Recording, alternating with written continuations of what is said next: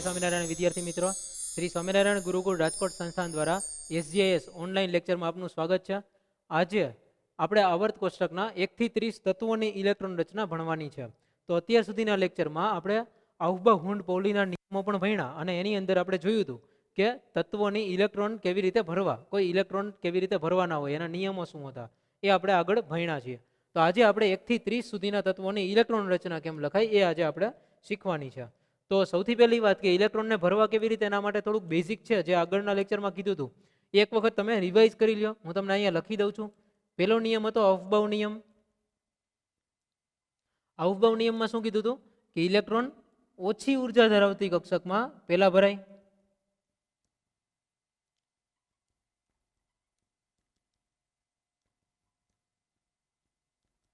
ઓછી ઉર્જા ધરાવતી કક્ષકમાં પહેલા ભરાય છે. ત્યાર પછી છે હુન્ડનો મહત્તમ ભ્રમણનો નિયમ. હુન્ડનો મહત્તમ ભ્રમણનો નિયમ છે જે બરાબર કે એની અંદર એક ઇલેક્ટ્રોન હોય એ હંમેશા અયુગ્મિત રહેવાનું પસંદ કરતા હોય. તો આ નિયમની અંદર હતું ઇલેક્ટ્રોન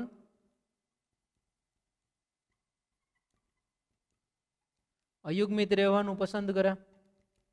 એટલે કે સૌથી પહેલા બધા ઇલેક્ટ્રોન યુગ્મિત થઈ જાય, પછી એ આખી કક્ષક ભરાઈ જાય ત્યાર પછી યુગ્મીકરણ શરૂ થાય.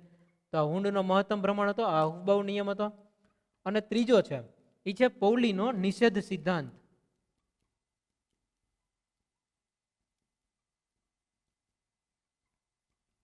નિષેધ સિદ્ધાંત શું હતો કે કોઈ પણ બે ઇલેક્ટ્રોનના ચારેય ક્વોન્ટમાક સમાન હોઈ શકે નહીં.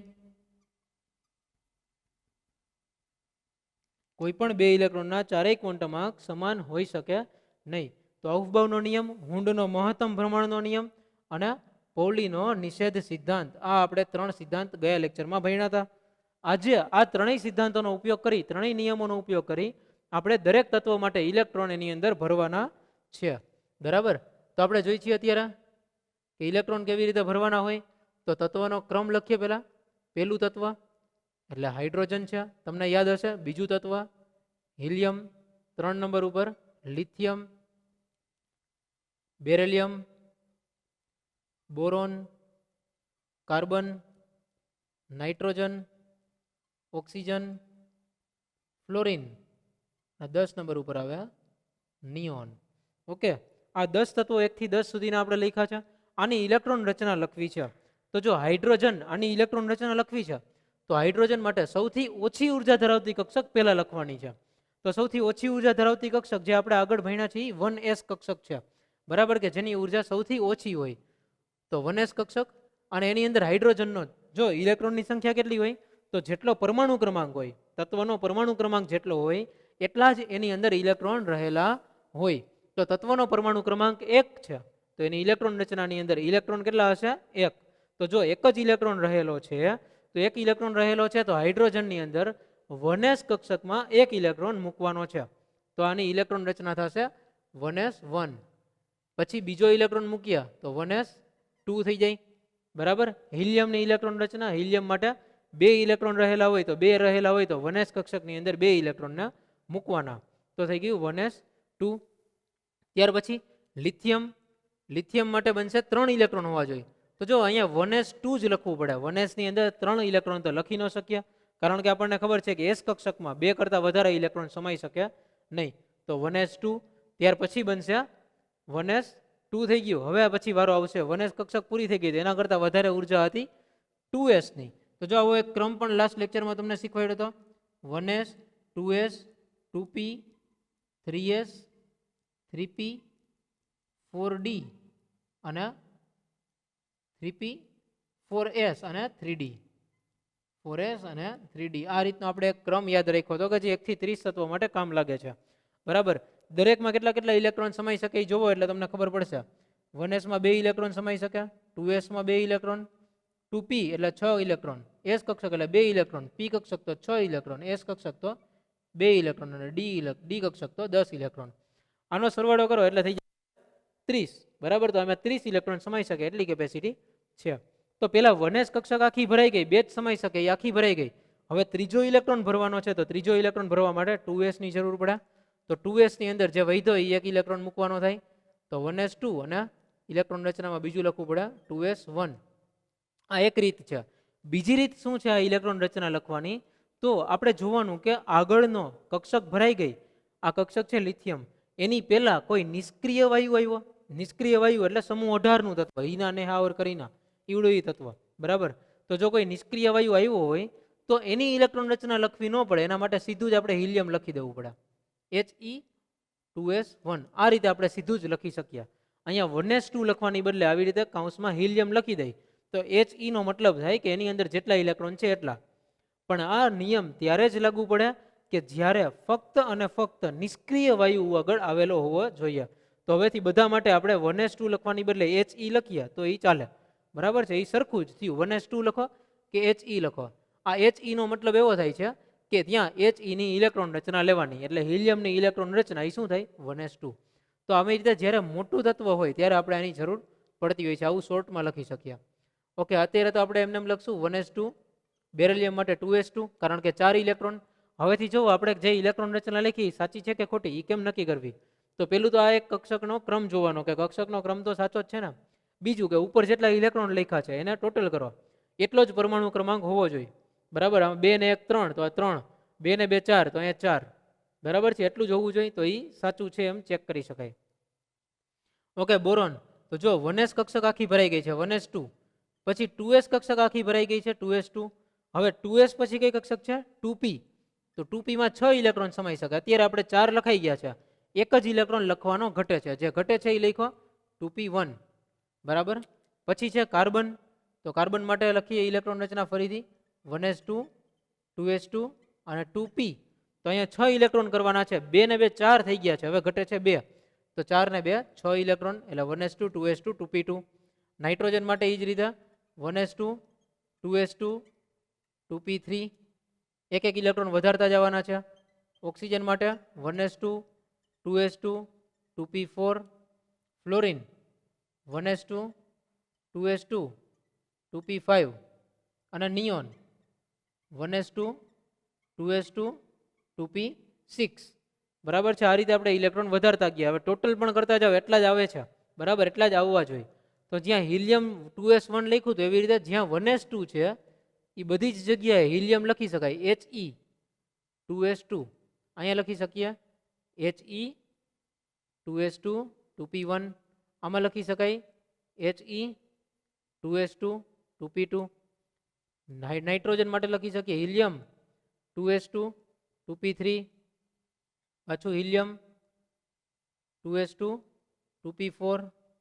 ફ્લોરિન એના માટે પણ લખવાનું હિલિયમ 2s2, 2p5. અને neon helium 2s2, 2p6. Okay, આ ઇલેક્ટ્રોન રચના છે. આ ઇલેક્ટ્રોન રચના લખી એ સિવાય આપણે એક બીજું કામ પણ કરીએ છીએ સાથે, કે આની અંદર ઇલેક્ટ્રોન કેમ ભરાય છે આપણે એને બોક્સ કરીને લખીએ કે ઇલેક્ટ્રોન ભર્યા કેવી રીતે, બરાબર છે. ઇલેક્ટ્રોનને ભરવાના છે કેવી રીતે એ પણ જોઈએ. તો આ આપણું બોક્સ છે પેલું, તો આની અંદર એક ઇલેક્ટ્રોન આમાં જશે 1s2, તો આમાં 2 ઇલેક્ટ્રોન ભરવાના, પહેલો અને બીજો. આમાં આવશે 1s2, એટલે 1s માં 2 ઇલેક્ટ્રોન અને 2s માં 1 ઇલેક્ટ્રોન.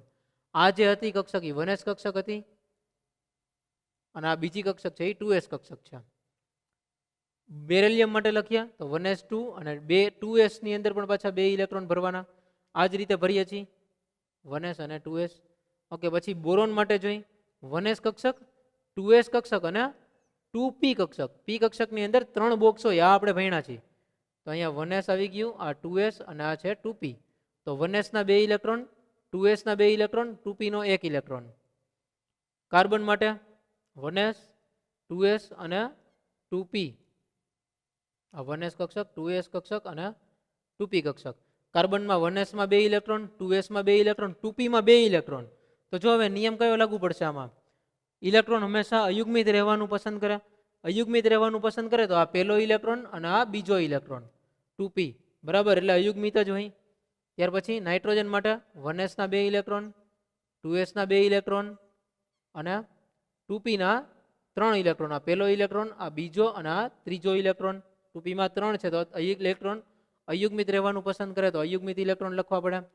ઓક્સિજન માટે આવી રીતે બોક્સ લખીએ તો 1s2, 2s2 અને 2p4. તો પહેલો ઇલેક્ટ્રોન આ રીતે, આ બીજો, આ ત્રીજો અને ચોથો. હંમેશા આમ જ લખવાની ટેવ પાડવી. પહેલો, બીજો, ત્રીજો અને ચોથો. બરાબર છે? પહેલો, બીજો, ત્રીજો અને ચોથો ઇલેક્ટ્રોન. એવી રીતે નહીં કે પહેલો, બીજો, ત્રીજો અને ચોથો, એવી રીતે નહીં લખવું. લખવાની ટેવ હંમેશા આમ જ પાડવી, એટલે કરીને ક્યારેય પણ આપણને નિયમ પણ ભૂલાય નહીં અને ક્યારેય આપણાથી લખવામાં ભૂલ ન થાય. કારણ કે આ ઇનઓર્ગેનિક કેમેસ્ટ્રીનું સાવ બેઝિક છે. આ 12મા ધોરણ સુધી નીટ, જેડબલઈ જે કંઈ પણ એક્ઝામ તમે આપવાનો છો એની અંદર બધી જ જગ્યાએ એનો ઉપયોગ આવશે, બધી જ જગ્યાએ કામ લાગશે. બરાબર છે? ફ્લોરિન, આની ઇલેક્ટ્રોન રચના લખીએ તો 1s2 2s2 2pમાં 5 ઇલેક્ટ્રોન છે. તો આ પહેલો, બીજો, ત્રીજો, ચોથો અને પાંચમો ઇલેક્ટ્રોન. નિયોન માટે 1s2 2s2 અને 2p6, એમાં 6 ઇલેક્ટ્રોન. આ 1 2 3 4 5 અને 6, આ રીતે ઇલેક્ટ્રોન લખ્યા. તો આ રીતે હંમેશા ઇલેક્ટ્રોન ભરવાના હોય છે. તો 1 થી 10 તત્વોમાં ઇલેક્ટ્રોન કેવી રીતે ભર્યા એ આપણે અત્યારે શીખ્યા. બરાબર છે? હવે આપણે બીજી જગ્યાએ કંઈ એવું શીખશું નહીં કે એની અંદર ઇલેક્ટ્રોન કેવી રીતે ભરવાના હોય છે. તો અત્યારે આપણે મેઇન તો બીજા 10 તત્વોની ઇલેક્ટ્રોન રચના જોઈ લઈ. હવે આવે છે 11 નંબરનું તત્વ છે, એ છે સોડિયમ. આપણે ઇલેક્ટ્રોન કેવી રીતે ભરવા અત્યારે એ જ શીખવું હતું. તો સોડિયમ. પછી 12 નંબર માટે છે મેગ્નેશિયમ. 13મું તત્વ એલ્યુમિનિયમ. 14 સિલિકોન. 15 ફોસ્ફરસ. 16 નંબરનું તત્વ છે સલ્ફર. 17 નંબર ઉપર ક્લોરિન. 18 નંબર ઉપર આર્ગોન. 19 નંબર ઉપર પોટેશિયમ અને 20 નંબર ઉપર કેલ્શિયમ. ઓકે, આ બીજા 10 તત્વો લખ્યા, તત્વ નંબર 11 થી 20. તો sodium, magnesium, aluminium, silicon, phosphorus, sulphur, chlorine, argon, potassium અને કેલ્શિયમ. આ 10 તત્વો માટે પણ ઇલેક્ટ્રોન રચના લખવાની છે. તો આમાં જોવાનું કે જો સોડિયમ છે એની પહેલા, એટલે કે 10મા તત્વમાં નિષ્ક્રિય વાયુ આવી ગયો છે, તો નિષ્ક્રિય વાયુ સોડિયમની પહેલા કયો આવ્યો? તો નિયોન આવ્યો અને હિલિયમ આવ્યો. તેમાંથી આ નિયોન છે એ આપણે લખી દઈએ ને તો આટલી ઇલેક્ટ્રોન રચના લખવામાંથી બચી જાય. આપણે ટોટલ લખવાના છે 11 ઇલેક્ટ્રોન, તો આપણે આમ લખવું પડે. જો એમને એમ લખીએ ને તો 1s2 2s2 2p6, આ પહેલા 10 ઇલેક્ટ્રોન થયા, આ રીતે ભરાયેલા હશે. 11મો ઇલેક્ટ્રોન 2p6 ભરાઈ ગઈ છે, એના પછી હવે 3s લખવાની. તો 11મો ઇલેક્ટ્રોન ફરજિયાત લખવો પડશે આપણે 3s1. બરાબર? આવી રીતે લખવો પડે સોડિયમનો.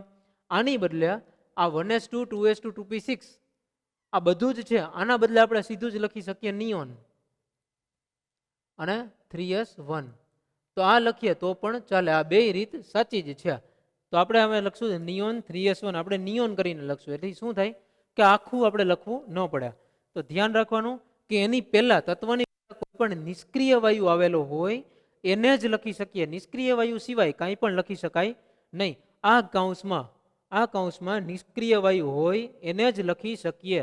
યાદ રાખજો, કાંઈ પણ લખી દેવાનું નથી. એવું નહીં મેગ્નેશિયમ લખવું છે તો સોડિયમ ઉપર લખી દીધું, એવી રીતે ન ચાલે. બરાબર છે? અહીંયા જેમ લખ્યું છે એ ધ્યાન રાખીને જોવું તમારે. ઓકે, પછી છે મેગ્નેશિયમ. પછી મેગ્નેશિયમ માટે લખવું હોય તો એમાં 3sમાં બીજો ઇલેક્ટ્રોન આવશે, એટલે નિયોન 3s2. એલ્યુમિનિયમ માટે જોઈ તો નિયોન. જો આ વખતે શું થયું, 3s ભરાઈ ગઈ આખી, 3s2 થઈ ગયું. હવે છે 3p, તો 3s2 અને 3pમાં 1 ઇલેક્ટ્રોન. તો જો 13મા નંબર એલ્યુમિનિયમમાં પહેલા 10 ઇલેક્ટ્રોન નિયોનમાં લખ્યા, 2 ઇલેક્ટ્રોન s કક્ષકના લખ્યા, એ આખી s કક્ષક ભરાઈ ગઈ. ત્યાર પછી p કક્ષકનો વારો આવ્યો, એમાં પહેલો ઇલેક્ટ્રોન. પછી સિલિકોન. તો સિલિકોન માટે લખવું હોય તો પણ એવું જ, neon 3s2 3p2. Phosphorus neon 3s2 3p3. Sulphur એના માટે આવે neon 3s2 3p4. Chlorine neon 3s2 3p5. Main વાત તમારે માર્ક કરતી જવી આમાં કે જો ટોટલ ઇલેક્ટ્રોન જેટલા થાય છે એના પરમાણુ ક્રમાંક જેટલા જ છે.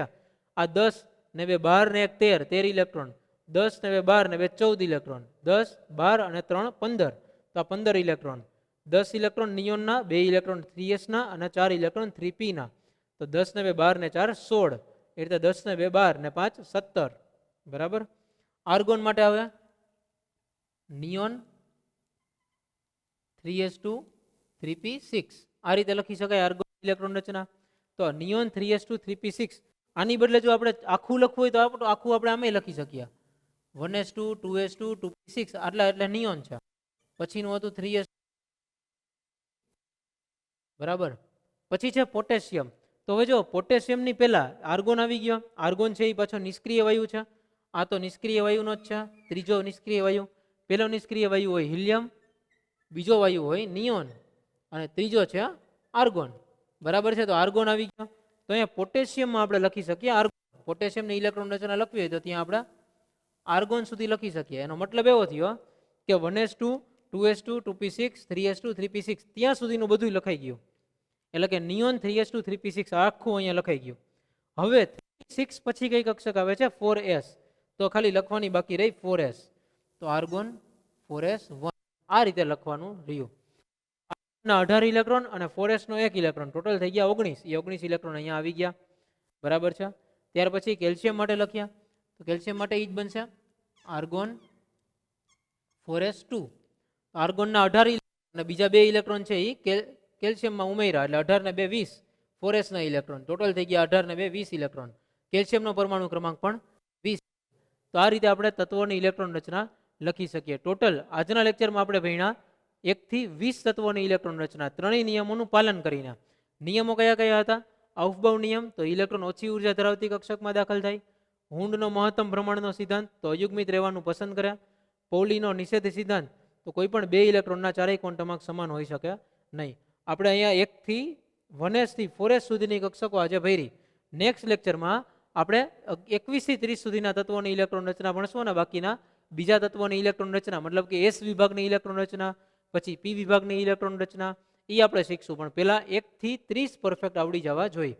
તો આજનું તમારું કામ રહેશે તત્વ નંબર 1 થી શરૂ કરી એટલે હાઇડ્રોજનથી શરૂ કરી કેલ્શિયમ સુધીની ઇલેક્ટ્રોન રચના પ્રોપર રીતે યાદ રાખવી અને એક્ઝેક્ટલી સમજવી. બરાબર છે. આ સૌથી વધારે મહત્વનું આજનું તમારું કામ છે. નેક્સ્ટ લેક્ચરમાં આપણે મળશું 21 થી 30 ઇલેક્ટ્રોન રચના સાથે અને પછી S વિભાગની કે એવી ઇલેક્ટ્રોન રચનાઓ પણ સાથે સાથે ભણતા જશું. આ લેક્ચર અહીંયા સુધી રાખીએ. નેક્સ્ટ લેક્ચરમાં મળીએ 21 થી 30 તત્વોની ઇલેક્ટ્રોન રચના સાથે. Thank you. જય સ્વામિનારાયણ.